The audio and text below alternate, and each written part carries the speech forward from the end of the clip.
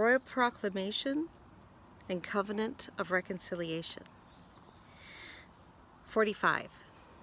We call upon the Government of Canada, on behalf of all Canadians, to jointly develop with Aboriginal peoples a Royal Proclamation of Reconciliation to be issued by the Crown. The proclamation would build on the Royal Proclamation of 1763 and the Treaty of Niagara of 1764, and reaffirm the nation-to-nation relationship between Aboriginal peoples and the Crown.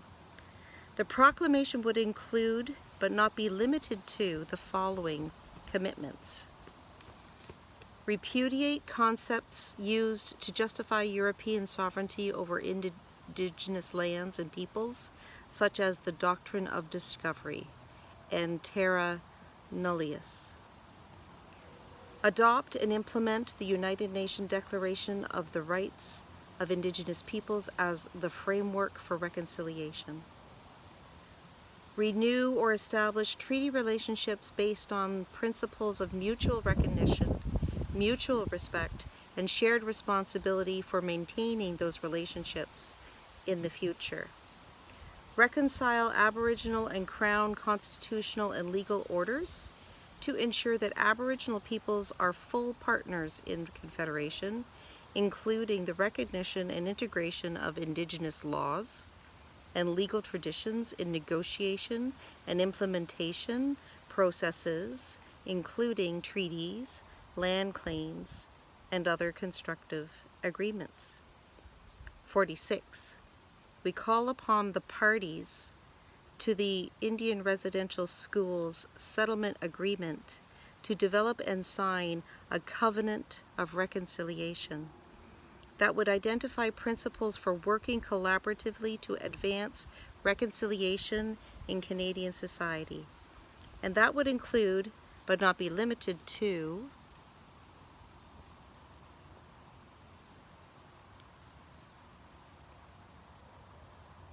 reaffirmation of the parties' commitment to reconciliation, repudiation of concepts used to justify European sovereignty over Indigenous lands and peoples, such as the doctrine of discovery and terra nullius, and the reformation of laws and governance structures and policies within their respective institutions that continue to rely on such concepts.